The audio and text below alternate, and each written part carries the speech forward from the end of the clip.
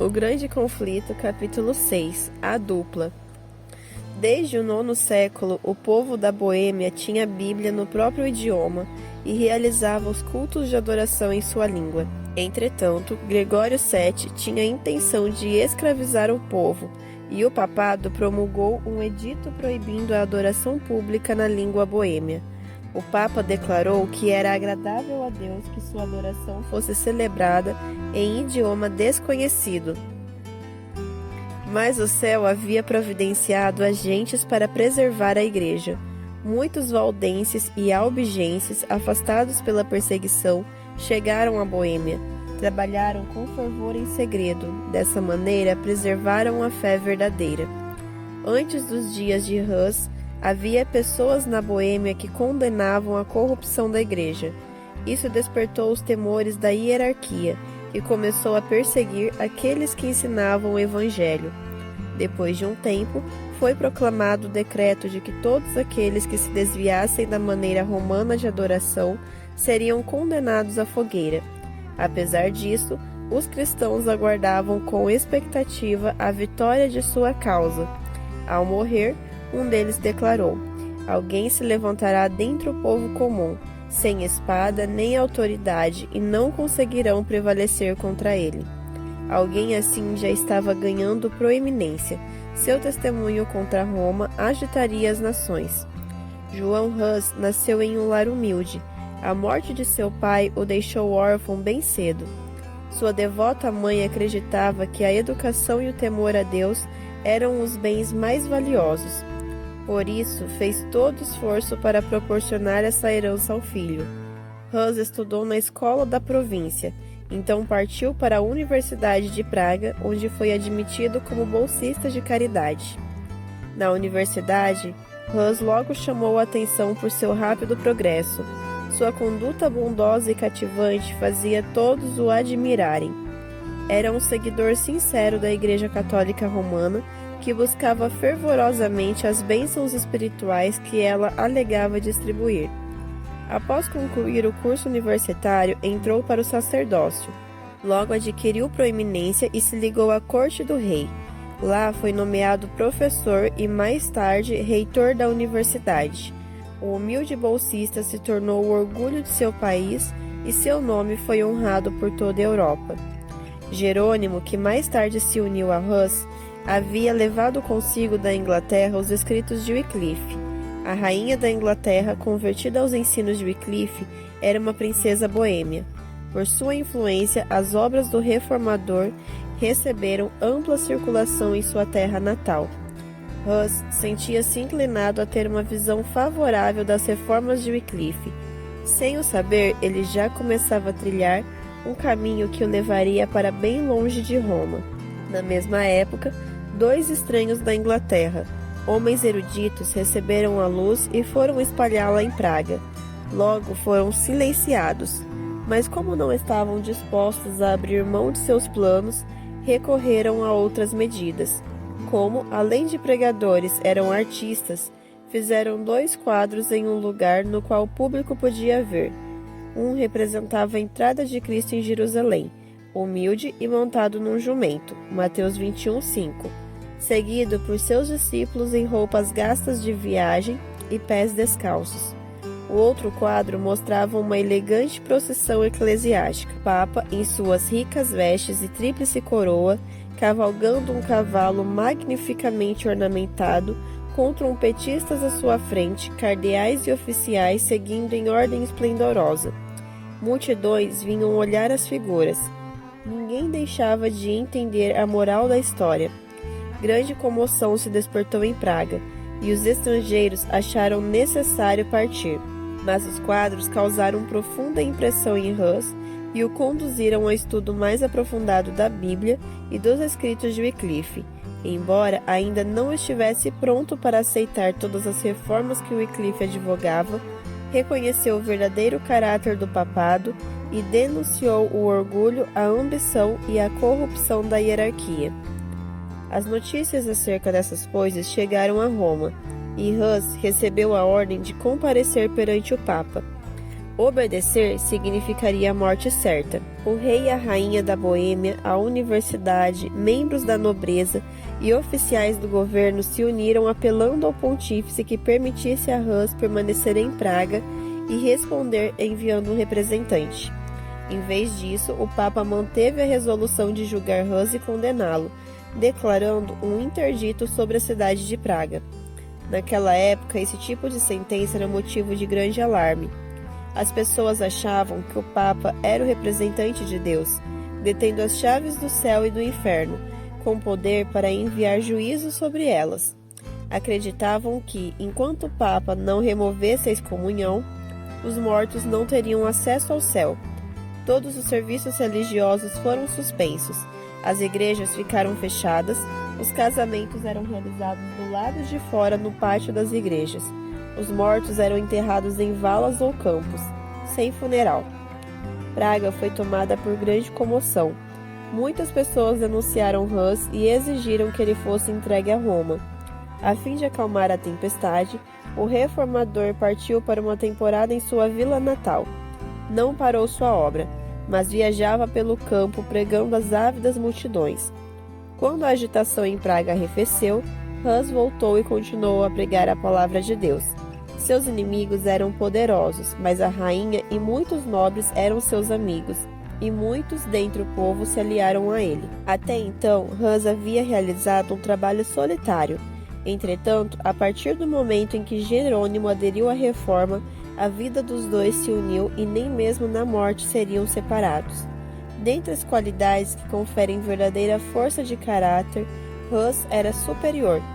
Jerônimo, demonstrando verdadeira humildade, reconhecia o valor de Hus e cedia seus conselhos. Por meio da união dos esforços de ambos, a reforma rapidamente se disseminou. Deus permitiu que grande luz brilhasse sobre a mente daqueles homens escolhidos, revelando a eles muitos dos erros de Roma. No entanto, eles não receberam toda a luz que o Senhor tinha para o mundo. Deus estava conduzindo o povo para fora das trevas do catolicismo e o fez passo a passo, no ritmo que as pessoas eram capazes de suportar. Assim como a glória plena do sol ao meio-dia afasta aqueles que passaram muito tempo na escuridão, toda a luz ao mesmo tempo os afastaria. Por isso, Deus a revelou pouco a pouco, à medida que os indivíduos tinham condições de aceitá-la. A divisão dentro da igreja continuou. 3 papas competiam por supremacia. A contenda entre eles encheu de confusão todo o mundo cristão. Não contentes com as condenações que lançavam uns aos outros, cada um se propôs a comprar armas e reunir soldados. É claro que para isso eles necessitavam de dinheiro. Para obtê-lo, ofereceram a venda de dons, ofícios e a bênção da igreja. Com ousadia cada vez maior, Hus denunciava os terríveis abusos que eram tolerados em nome da religião. As pessoas acusavam Roma abertamente como a causa das misérias que tomavam conta do mundo cristão e o assolavam. Mais uma vez, Praga parecia às portas de uma guerra sangrenta. Assim como em eras passadas, o servo de Deus foi acusado de ser o perturbador de Israel. 1 Reis 18:17. Novamente, Roma colocou a cidade sob interdito, e Hus partiu para sua vila natal. Ele ainda falaria de uma plataforma mais ampla, para toda a cristandade, antes de entregar sua vida em testemunho à verdade. Um concílio geral foi convocado na cidade de Constança, no sudoeste da Alemanha. O imperador Sigismundo queria realizar a reunião. Por isso, João XXIII, um dos 3 papas rivais, o convocou. O Papa João, cujo caráter e comportamento não ficariam bem sob investigação, não ousou se opor à vontade de Sigismundo. Os principais objetivos do concílio eram resolver a divisão da Igreja e eliminar a heresia. Os 2 antipapas foram convocados a comparecer, bem como João Hus. Os papas rivais foram representados por delegados. Com grande receio, o Papa João compareceu. Ele temia responder por seus vícios, que haviam levado desgraça à coroa papal, bem como pelos crimes que havia cometido a fim de conquistá-la. Mesmo assim, fez sua entrada à cidade de Constança com grande pompa, acompanhado por altos oficiais da igreja e uma procissão de outros participantes. Acima da cabeça havia um dossel dourado, segurado por 4 magistrados-chefes. A hóstia da comunhão usada na missa era carregada à sua frente. As ricas vestes dos cardeais e nobres causaram forte impressão por sua ostentação. Enquanto isso, outro viajante se aproximava de Constança. Hus disse adeus aos amigos como se nunca mais fosse vê-los novamente, sentindo que sua jornada o conduziria às chamas. Havia conseguido um salvo-conduto com o rei da Boêmia e outro com o imperador Sigismundo. Mesmo assim, fez todos esses preparativos tendo em mente o fato de que provavelmente viesse a morrer. Em uma carta aos amigos, Hus disse: Meus irmãos, estou partindo com o salvo-conduto do rei para encontrar meus muitos inimigos mortais. Jesus Cristo sofreu por aqueles que tanto amava. Deveríamos então ficar perplexos por ele nos ter deixado seu exemplo? Portanto, meus amados, se minha morte contribuir para a glória de Cristo, orem para que ela aconteça depressa e para que o Senhor me capacite a suportar todas as calamidades fielmente. Peçamos a Deus que eu não oculte nenhuma partícula da verdade do Evangelho, a fim de deixar a meus irmãos um exemplo excelente para ser seguido. Em outra carta, Hus falou com humildade sobre os próprios erros, acusando-se de ter sentido prazer em usar roupas sofisticadas e de ter desperdiçado horas com coisas triviais. Então acrescentou: que a glória de Deus e a salvação das almas ocupe sua mente, não a posse de riquezas e propriedades. Tome cuidado para não adornar a casa mais do que a alma. E, acima de tudo, preste atenção às coisas espirituais. Seja piedoso e humilde com os pobres. Não gaste seus recursos com festas. Em Constança, Hus recebeu plena liberdade. Além do salvo-conduto do imperador, também obteve garantia pessoal de proteção da parte do Papa. Contudo, devido às suas repetidas declarações, dentro de pouco tempo, o reformador foi preso por ordem tanto do Papa como dos cardeais e lançado em um calabouço terrível. Posteriormente, foi levado para um castelo forte do outro lado do Reno para ser mantido prisioneiro. Pouco depois, o próprio Papa foi mandado para a mesma prisão. Foi condenado por provas de sua culpa nos mais baixos crimes, além de assassinato, simonia e adultério. Pecados tão terríveis que não é apropriado exprimi-los em palavras. Foi por fim destituído da coroa. Os antipapas também foram depostos e um novo pontífice foi escolhido. O Papa era culpado de crimes muito maiores do que aqueles citados por Hus contra os padres. O pontífice foi demovido, mas o mesmo concílio que tomou essa decisão não se esquivou de prender o reformador. O encarceramento de Hus despertou forte ressentimento na Boêmia. O imperador, que não queria violar um salvo-conduto, se opôs às medidas tomadas contra Hus, mas os inimigos do reformador argumentaram que a fé não deve tolerar hereges, nem pessoas suspeitas de heresia, mesmo que tenham consigo salvo-condutos de imperadores e reis. Fragilizado por causa de uma doença, o calabouço úmido causara uma febre que quase deu fim à sua vida. Hus finalmente foi levado perante o concílio. Acorrentado, compareceu à presença do imperador, que havia se comprometido a protegê-lo. Com firmeza, apresentou a verdade e protestou solenemente contra as corrupções da hierarquia. Quando o concílio exigiu que ele escolhesse entre renegar suas doutrinas ou ser condenado à morte, Hus aceitou o destino de mártir. A graça de Deus o sustentou durante as semanas de sofrimento antes de sua sentença final. A paz do céu encheu sua alma, disse a um amigo. Escreva esta carta da prisão, com as mãos acorrentadas, esperando minha sentença de morte para amanhã. Quando, com o auxílio de Jesus Cristo, nos encontrarmos novamente na deliciosa paz da vida futura, você descobrirá o quanto Deus tem sido misericordioso comigo e o quanto ele tem me sustentado em minhas tentações e provas. No calabouço, Hus conseguiu ver que a fé verdadeira triunfaria no futuro. Em sonhos, viu o Papa e os bispos não deixando nenhum vestígio das ilustrações de Cristo que ele havia pintado nas paredes da igreja de Praga. Essa visão o perturbou. No dia seguinte, porém, viu muitos pintores ocupados restaurando as figuras em maior número e cores mais brilhantes. Os pintores, cercados por uma multidão imensa, exclamavam: "Os papas e bispos podem vir, mas eles nunca mais as apagarão novamente." O reformador declarou: "A imagem de Cristo nunca será apagada.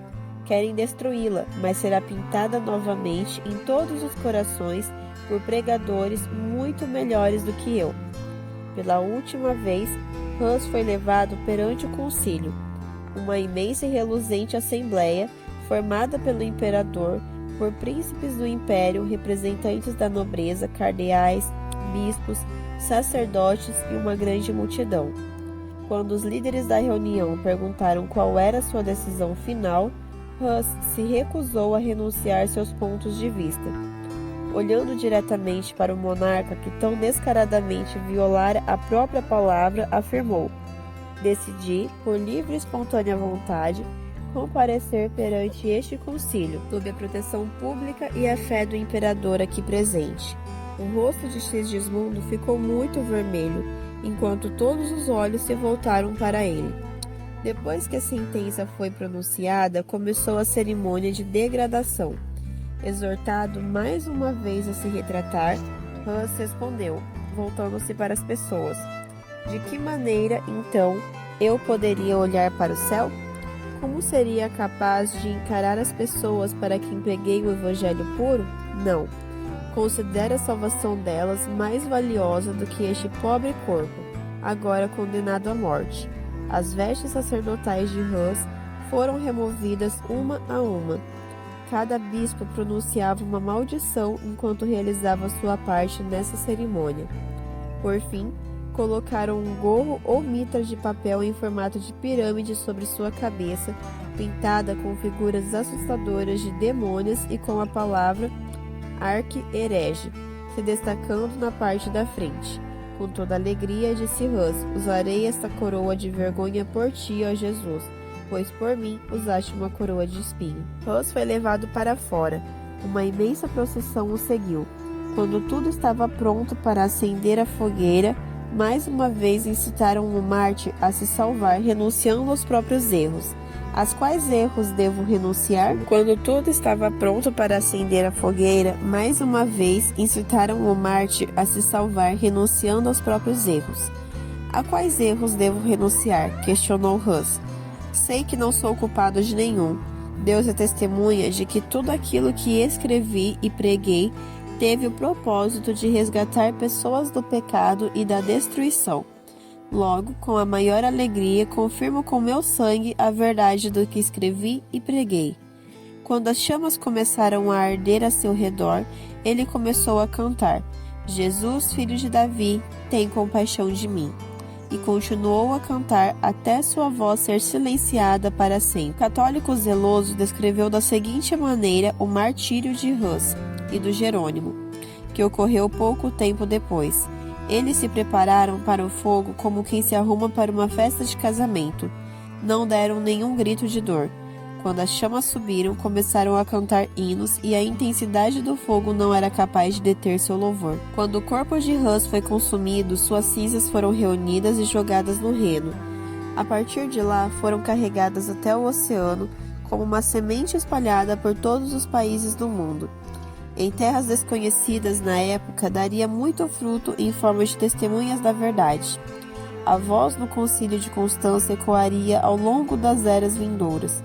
Seu exemplo incentivaria muitos outros a permanecer firmes diante da tortura e da morte. Sua execução mostrou ao mundo a crueldade traiçoeira de Roma. Os inimigos da verdade estavam ajudando a causa que tentavam destruir. Mesmo assim, o sangue de mais uma testemunha ainda testificaria da verdade. Jerônimo havia incentivado Hus a ser corajoso e firme, dizendo que, se ele corresse perigo, iria o mais rápido possível em seu auxílio. Quando ficou sabendo que o reformador estava preso, o fiel discípulo se preparou para cumprir sua promessa. Sem salvo-conduto, partiu para Constança. Ao chegar, percebeu que apenas havia se exposto ao perigo, sem a possibilidade de fazer nada por Hus. Fugiu, mas foi preso e levado de volta em correntes. Da primeira vez que compareceu perante o concílio, suas tentativas de réplica eram interrompidas por gritos: "Levem-no para as chamas." Foi jogado em um calabouço e mantido a pão e água. A crueldade de seu encarceramento o fez adoecer e colocou sua vida em risco. Seus inimigos, temendo que ele viesse a óbito, passaram a tratá-lo com menos severidade, embora o tenham deixado preso por 1 ano. A violação do salvo-conduto de Hus criou uma tempestade de raiva. Então, o concílio decidiu que, em vez de queimar Jerônimo, o forçaria a se retratar. Ele recebeu a escolha de renegar suas crenças ou morrer na estaca.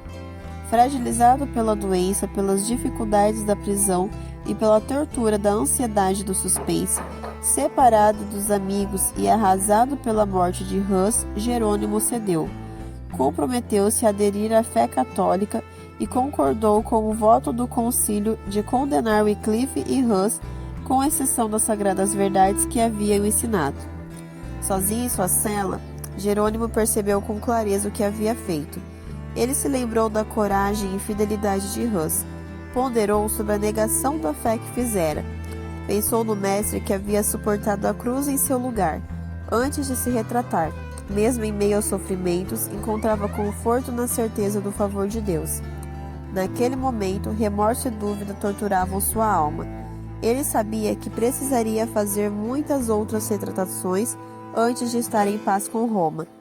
O caminho que havia iniciado só poderia terminar em completa apostasia. Logo, Jerônimo foi levado novamente perante o concílio. Sua submissão não tinha deixado os juízes satisfeitos. Somente se abrisse mão completamente da verdade, ele conseguiria preservar a própria vida. Entretanto, Jerônimo decidiu proclamar sua fé e seguir seu irmão mártir até as chamas. Ele renunciou à retratação anterior e, por estar prestes a morrer, reivindicou solenemente o direito de fazer sua defesa. Os oficiais da igreja insistiram para que ele simplesmente confirmasse a negação. Ou negasse as acusações feitas contra ele. Jerônimo protestou mais uma vez contra tamanha injustiça. "Vocês me mantiveram cativo por 340 dias em uma horrenda prisão", disse. "Então me trazem em sua presença, ouvem meus inimigos mortais e se recusam a me escutar. Tomem cuidado para não pecar contra a justiça. Quanto a mim, sou apenas um frágil mortal. Minha vida tem pouca importância, e quando peço que não profiram uma sentença injusta, faço menos por mim mesmo do que por vocês." Seu pedido finalmente foi atendido. Na presença dos juízes, Jerônimo se ajoelhou e orou pedindo ao Espírito Divino que controlasse seus pensamentos para que não dissesse nada contrário à verdade ou indigno de seu mestre. Naquele dia, cumpriu-se nele a promessa: "Mas quando os prenderem, não se preocupem quanto ao que dizer ou como dizê-lo. Naquela hora lhes será dado o que dizer, pois não serão vocês que estarão falando, mas o Espírito do Pai de vocês falará por intermédio de vocês." Mateus 10, versos 19 e 20. Jerônimo havia permanecido na masmorra por 1 ano, sem poder ler, nem mesmo enxergar. No entanto, apresentou seus argumentos com tamanha clareza e poder que parecia ter tido oportunidade de estudar sem interrupções. Ele apresentou aos ouvintes a longa linhagem de homens santos condenados por juízes injustos. Em quase todas as gerações, aqueles que procuravam elevar o povo de sua época eram excluídos. O próprio Cristo foi condenado como criminoso em um julgamento injusto. Jerônimo então declarou seu arrependimento e testificou da inocência e santidade do mártir Hus. "Eu o conheci desde a infância. Foi um homem de excelência, justo e santo. Foi condenado, mesmo sendo inocente. Estou pronto para morrer. Não me desviarei diante dos tormentos que inimigos e falsas testemunhas prepararam para mim. Um dia eles prestarão contas de seus enganos diante do grande Deus, a quem ninguém é capaz de enganar." Jerônimo continuou: de todos os pecados que cometi desde a juventude, nenhum pesa tanto em minha mente e me causa tão grande remorso quanto o que cometi neste lugar fatal, quando concordei com a ímpia sentença proferida contra Wycliffe e contra o santo mártir Joan Hus, meu mestre e amigo. Sim, eu confesso do fundo do coração e declaro com horror que eu, desgraçadamente, cedi ao medo quando, diante da morte, condenei suas doutrinas. Portanto, imploro ao Deus Todo-Poderoso que se incline para perdoar meus pecados, e este em particular o mais terrível de todos. Apontando para seus juízes, disse com firmeza: vocês condenaram Wycliffe e Joan Hus. As coisas que afirmaram e são irrefutáveis. Eu também as declaro de igual maneira. Suas palavras foram interrompidas. Os oficiais da igreja, trêmulos de raiva, clamaram: que necessidade há mais de provas? Estamos vendo diante de nós o mais obstinado dos hereges. Impassível diante de tamanha comoção, Jerônimo exclamou: vocês imaginam que tenho medo de morrer? Vocês me mantiveram em um calabouço horrendo por um ano inteiro, uma sentença pior que a própria morte. Só posso expressar minha perplexidade diante de um tratamento tão desumano dispensado a um cristão. Mais uma vez caiu uma tempestade de ira, e Jerônimo foi enviado o mais rápido possível de volta à prisão. Apesar disso, suas palavras causaram profunda impressão em alguns, que sentiram o desejo de salvar a vida dele. Essas autoridades o visitaram e insistiram para que se sujeitasse ao concílio. Apresentaram como recompensa as melhores perspectivas. Provem-me, usando as Sagradas Escrituras, que estou errado e renunciarei aos ensinos. As Sagradas Escrituras, exclamou um de seus tentadores, tudo precisa ser julgado por elas? Quem é capaz de entendê-las sem a interpretação da Igreja? As tradições humanas são mais dignas de fé do que o Evangelho de nosso Salvador? Jerônimo questionou. Herege, foi a resposta. Arrependo-me de haver insistido por tanto tempo com você. Vejo que está instigado pelo demônio. Não demorou muito e Jerônimo foi levado para o mesmo lugar onde Hus perdera a vida. Foi cantando ao longo do caminho com o rosto iluminado de alegria e paz. Para ele, a morte havia perdido o terror. Quando o capataz pisou atrás dele para acender a fogueira, o mártir exclamou: coloque fogo na minha frente. Se eu tivesse medo, não estaria aqui. Suas últimas palavras foram uma oração: Senhor, Pai Todo-Poderoso, tem piedade de mim e perdoa meus pecados, pois tu sabes que sempre amei tua verdade. As cinzas do mártir foram juntadas e, assim como as de Hus, jogadas no Reno. Dessa maneira, pereceram os fiéis portadores da luz de Deus. A execução de Hus acendeu uma chama de indignação e horror na Boêmia. Toda a nação declarava que ele fora um mestre fiel da verdade. O povo acusava o concílio de homicídio. As doutrinas de Hus atraíram mais atenção do que nunca antes, e muitos aceitaram a fé reformada. O Papa e o Imperador se uniram para reprimir o movimento, e o exército de Sigismundo foi enviado contra a Boêmia. Deus, porém, enviou um libertador, Ziska, um dos mais capazes generais de sua época, era líder dos boêmios. Confiando na ajuda de Deus, o povo boêmio resistiu aos mais poderosos exércitos que podiam se levantar contra eles. Vez após vez, o imperador invadiu a Boêmia, só para ser repelido. Os adeptos de Hus se ergueram acima do medo da morte e nada foi capaz de prevalecer contra eles. O valente Ziska morreu, mas seu lugar foi ocupado por Procópio, que em alguns aspectos era um líder ainda mais capaz. O Papa proclamou uma cruzada contra os citas. Um exército imenso invadiu a Boêmia, somente para sofrer terrível derrota. Outra cruzada foi convocada. Em todos os países papais da Europa foram reunidos homens, dinheiro e munições de guerra. Grande multidão se congregou sob o estandarte papal. O vasto recrutamento adentrou a Boêmia. As pessoas se agruparam para expulsá-lo. Os dois exércitos se aproximaram um do outro até haver somente um rio entre eles. Os cruzados tinham força extremamente superior. Mas, em vez de correr através das torrentes de água e batalhar contra os hussitas, a quem tinham vindo encontrar de tão longe, permaneceram em silêncio olhando para aqueles guerreiros. De repente, um terror misterioso recaiu sobre o exército. Sem desferir um só golpe, o poderoso agrupamento se dispersou como se tivesse sido dissipado por um poder invisível. O exército hussita os perseguiu, e grandes foram os despojos nas mãos dos vitoriosos.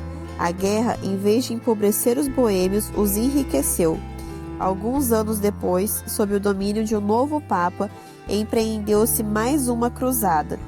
Um vasto exército entrou na Boêmia.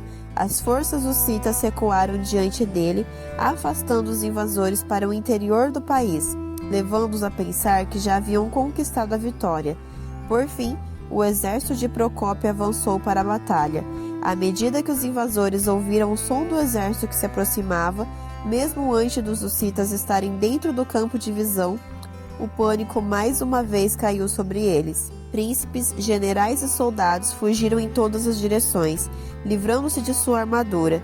Sua derrota foi completa e, novamente, os vitoriosos saíram com as mãos cheias de despojos. Assim, pela segunda vez, um grande exército de homens guerreiros treinados para a batalha fugiu sem desferir um só golpe perante os defensores de uma pequena e frágil nação. Os invasores foram tomados por um terror sobrenatural. O mesmo Deus que dispersou o exército de Midian diante de Gideão e seus 300 mais uma vez estendeu a mão. Os líderes papais finalmente recorreram à diplomacia. Conseguiram extrair dos boêmios uma concessão que os colocava em poder de Roma. Os boêmios especificaram 4 condições para ficar em paz com Roma. Primeiro, livre pregação da Bíblia. Segundo, o direito de toda a igreja tanto ao pão quanto ao vinho na Santa Ceia e do uso da língua materna na adoração divina. E terceiro, a exclusão do clero de todos os ofícios e de qualquer autoridade secular. Quarto, em caso de crime, a jurisdição dos tribunais civis tanto sobre religiosos quanto leigos. As autoridades papais concordaram em aceitar as 4 condições, mas disseram que o direito de interpretá-las deveria pertencer ao concílio, em outras palavras, ao Papa e ao Imperador. Por isso, assinaram um tratado e Roma obteve, por meio de engano e fraude, aquilo que não havia conseguido conquistar em conflito. Ao atribuir a si o direito de interpretar as condições dos hussitas, assim como detinha o poder de interpretação da Bíblia, poderia distorcer o significado para se adequar a seus propósitos. Muitos cidadãos da Boêmia não podiam consentir com o tratado, reconhecendo que traía sua liberdade. Surgiram discordâncias que os levaram a contendas. O nobre Procópio sucumbiu, e a liberdade dos boêmios pereceu. Mais uma vez, exércitos estrangeiros invadiram a Boêmia, e aqueles que permaneceram fiéis ao Evangelho enfrentaram sangrenta perseguição.